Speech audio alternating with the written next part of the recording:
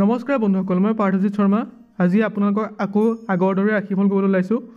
বলক ভিডিঅ'টো আৰম্ভ কৰোঁ। ভিডিঅ'টো চোৱাৰ আগত চেনেলটো ছাবস্ক্ৰাইব কৰি লাইক এটা কৰি দিব আৰু জয় হনুমান বুলি কমেণ্ট এটা কৰি দিব, যিহেতু আজি মঙলবাৰ।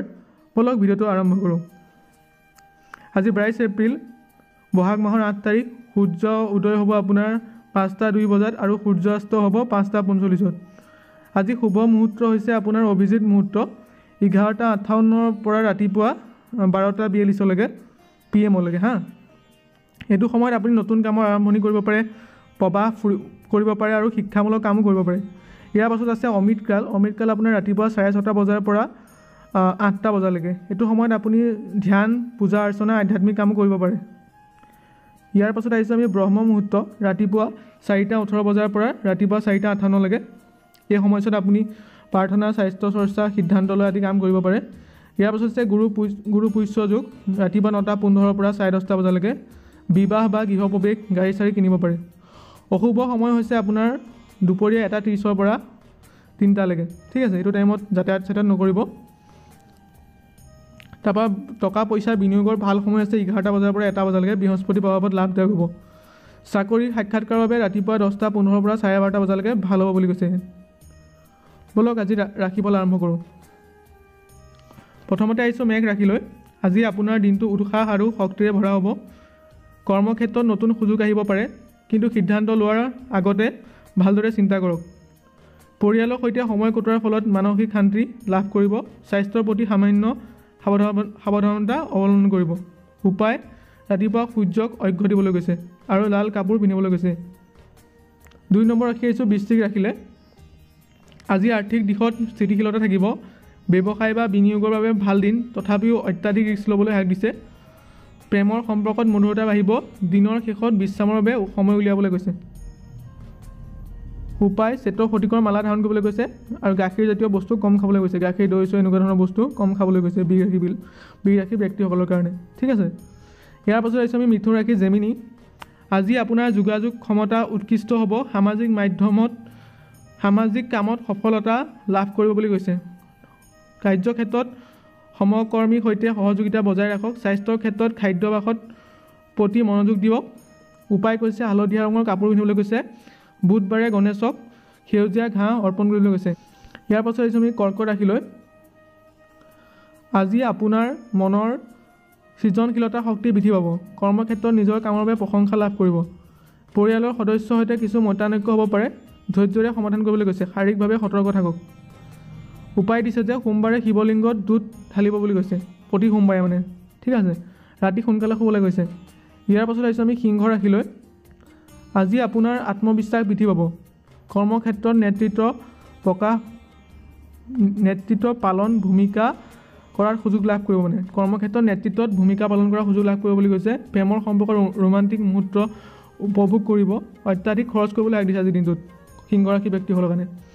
উপায়: ৰবিবাৰে দেওবাৰে সূৰ্য মন্ত্ৰ প্ৰতিটো দেওবাৰে জপ কৰিবলৈ গৈছে। ঠিক আছে, ৰাতিপুৱা নিয়মীয়াকৈ ব্যায়াম কৰিবলৈ গৈছে। ইয়াৰ পাছত আহিছোঁ আমি কন্যা ৰাশি ভাৰ্গলৈ। আজি আপোনাৰ কামত মনোযোগ বজাই ৰাখক। অধিক লেনদেনত সাৱধান হওক। পৰিয়ালৰ সৈতে সময় কটোৱাৰ ফলত আনন্দ লাভ কৰিব বুলি কৈছে। স্বাস্থ্য ক্ষেত্ৰত পেট সম্পৰ্কীয় সমস্যাৰ প্ৰতি সতৰ্ক হ'বলৈ গৈছে। মানে অত্যাধিক ফ্ৰাইড ৰাইচ কিবা কিবি তেনেকুৱা ধৰণৰ বস্তুবিলাক নাখাব তাৰমানে আপোনাৰ আজি। ঠিক আছে, যোনবিলাক বস্তু আপোনাৰ খালে পেটৰ প্ৰব্লেম কৰে সেইখিনি বস্তু নাখাব আজি। সেউজীয়া ৰঙৰ কাপোৰ পিন্ধিবলৈ গৈছে আৰু চন্দনৰ ফুট ল'বলৈ গৈছে আজিৰ দিনটোত। ইয়াৰ পাছত আহিছোঁ আমি তুলা ৰাশি লিব্ৰালে।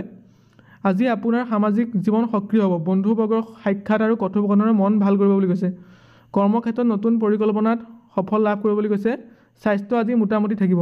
উপায়: গোলাপী ৰঙৰ কাপোৰ পিন্ধিবলৈ গৈছে। ঠিক আছে, শুক্ৰবাৰে লক্ষ্মীক ফুল অৰ্পণ কৰিবলৈ কৈছে আপোনাক। ইয়াৰ পাছত আহিছোঁ আমি বৃশ্চিক ৰাশিলৈ। আজি কৰ্মক্ষেত্ৰত কিছু প্ৰত্যাহ্বানৰ সন্মুখীন হ'ব বুলি কৈছে আৰু আপোনাৰ কঠোৰ পৰিশ্ৰমৰ সফলতাৰ কঢ়িয়াই আনিব বুলি কৈছে। পৰিয়ালৰ সৈতে শান্তিময় সময় কটাওক। স্বাস্থ্যৰ ক্ষেত্ৰত মানসিক চাপ এৰাই চলক। উপায়: মংগলবাৰে হনুমান মন্দিৰত সেন্দুৰ অৰ্পণ কৰিবলৈ গৈছে। যিহেতু আজি মঙলবাৰ, তাতে আপোনাৰ হনুমান মন্দিৰত সেন্দুৰ অৰ্পণ কৰিবলৈ গৈছে। ৰাতি উশাহ নিশাহৰ ব্যায়াম কৰিবলৈ গৈছে বা প্ৰাণায়াম কৰিবলৈ গৈছে। ঠিক আছে, ইয়াৰ পাছতে আহিছোঁ আমি ধনু ৰাশি। আজি আপোনাৰ ভ্ৰমণৰ যোগ আছে। নতুন অভিজ্ঞতা আৰু জ্ঞান অৰ্জনৰ সুযোগ পাব। কৰ্মক্ষেত্ৰত সহকৰ্মীৰ সৈতে ভাল সমন্বয় ৰাখক। প্ৰেমৰ সম্পৰ্কত আজি মধুৰতা প্ৰকাশ পাব বুলি কৈছে। উপায় হালধীয়া ৰঙৰ কাপোৰ পিন্ধিবলৈ কৈছে। বৃহস্পতিবাৰে গুৰুজনক উপহাৰ দিবলৈ কৈছে আজিৰ দিনটোত। ঠিক আছে, ইয়াৰ পাছত আহিছোঁ আমি মকৰ ৰাশি। আজি আৰ্থিক বিষয়ত সাৱধানতা অৱলম্বন কৰিবলৈ কৈছে।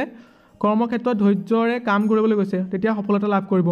পৰিয়ালৰ সৈতে সময় কটোৱাত আজি মানসিক শান্তি লাভ কৰিব। স্বাস্থ্যৰ যত্ন ল'বলৈ কৈছে। উপায় শনিবাৰে শনি মন্দিৰত তিলৰ তেল দান কৰিবলৈ কৈছে। আহাৰ আজি কমকৈ খাবলৈ কৈছে, বেছিকৈ আহাৰ খাবলৈ হাক দিছে। ইয়াৰ পাছত আহিছোঁ আমি কুম্ভ ৰাশিলৈ। আজি আপোনাৰ সম্পৰ্কত মধুৰতা বৃদ্ধি পাব। কৰ্মক্ষেত্ৰত নতুন প্ৰকল্পৰ দায়িত্ব পাব পাৰে। বন্ধুৰ সৈতে সময় কটোৱাৰ ফলত আনন্দ লাভ কৰিব বুলি কৈছে। স্বাস্থ্যৰ প্ৰতি আজি অলপ সচেতন হ'বলৈ কৈছে। উপায় দিছে যে নীলা ৰঙৰ আজি কাপোৰ পিন্ধিব, শনিৰ মন্ত্ৰ জাপ কৰিব। ইয়াৰ পাছত আহিছোঁ আমি মীন ৰাশিলৈ, যোনটো শেষৰটো ৰাশি একেবাৰে। আজি আপোনাৰ কামত মনোযোগ দিয়ক, সফলতা লাভ কৰিব। আৰ্থিক দিশত কিছু উন্নতি পাব। পৰিয়ালৰ সৈতে আজি শান্তিপূৰ্ণ সময় কটাওক। স্বাস্থ্যৰ ক্ষেত্ৰত বিশ্ৰামৰ প্ৰয়োজন। উপায় গাঢ় নীলা ৰঙৰ কাপোৰ পিন্ধিব, ডাৰ্ক ব্লু। মঙলবাৰে মাছক খাদ্য দান কৰক। সাধাৰণ পৰামৰ্শ আজি ভাগ্য বৰণ ৰং ৰঙা, শুভ সংখ্যা 9, শ্ৰী ওম নমঃ শিৱায় মন্ত্ৰটো জাপ কৰিবলৈ কৈছে। প্ৰতিদিনে সন্ধিয়া এটা দীপ জ্বলাবলৈ কৈছে, মানে চাকি জ্বলাবলৈ কৈছে। বিশেষ টোকা আজি ধৰিত্ৰী দিৱস হিচাপে পালন কৰা হয় গোটেই পৃথিৱীত। আজি সেইটো কাৰণে প্ৰকৃতিৰ প্ৰতি যত্নশীল হ'বলৈ কৈছে। যদি আপোনালোকৰ ভিডিঅ'টো চাই ভাল লাগিলে তেনেহ'লে চেনেলটো ছাবস্ক্ৰাইব কৰিব, লাইক শ্বেয়াৰ কৰি দিব আৰু জয় হনুমান এটা কমেণ্ট কৰি দিব। ঠিক আছে বন্ধুসকল, আজি ৰ'লোঁ। নমস্কাৰ, জয় শ্ৰীৰাম।